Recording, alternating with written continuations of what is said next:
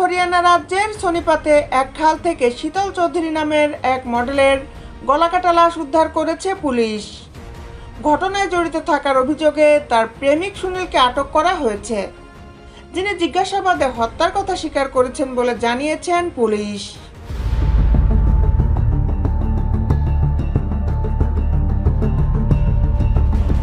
ভারতীয় সংবাদ মাধ্যম এনডিটিভিকে দেওয়া এক বিবৃতিতে তদন্ত কর্মকর্তা জানান, গত শনিবার রাতে পানিপতের আহার গ্রামে একটি মিউজিক ভিডিও শুটিং চলাকালে সুনীল সেখানে যান এবং শীতলকে গাড়িতে করে নিয়ে যান।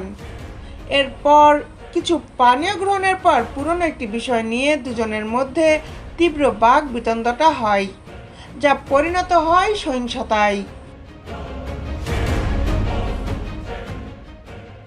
সুনীল প্রথমে শীতলকে বেধড়ক মারধর করেন, পরে একাধিকবার ছুরিকাঘাত করে হত্যা করেন। এরপর মরদেহ গাড়ির সহ একটি খালে ফেলে দেন তিনি। রাত 1:30টার দিকে শীতল তার বোন নেহাকে ভিডিও কলে জানায় সুনীল তাকে মারধর করছেন। রবিবার পুলিশ সোনিপতের একটি খাল থেকে সুনীলের গাড়ি উদ্ধার করে। তখন সুনীলের দাবি, গাড়ির দুর্ঘটনাবশত খালে পড়ে যায় এবং তিনি কোনো মতে সাঁতরে বাঁচলেও শীতল নিখোঁজ হন। ঘটনার পর তিনি হাসপাতালে ভর্তি হন। देखिए हमारा थाना मतलौडा में सूचना मिली थी कल। তবে সোমবার পানিপত জেলার খারখোদা রিলায়েন্স খাল থেকে একটি নারীর গলাকাটা মরদেহ উদ্ধার করা হয়, যার শরীরে ছিল একাধিক ছুরিকাঘাতের চিহ্ন। পুলিশ তদন্তে আরও জানা যায়, শীতল ও সুনীলের মধ্যে 6 বছরের সম্পর্ক ছিল।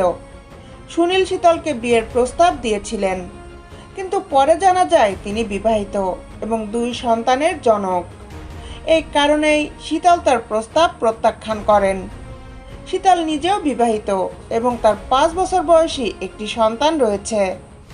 সোনিপত পুলিশ জানিয়েছে, জিজ্ঞাসাবাদে সুনীল পুরো হত্যাকাণ্ডের দায় স্বীকার করেছেন এবং তার বিরুদ্ধে আইনি ব্যবস্থা প্রক্রিয়াধীন। দেশ বিদেশের আপডেট নিউজ পেতে আমাদের সাথেই থাকুন। Justice television, Dhaka.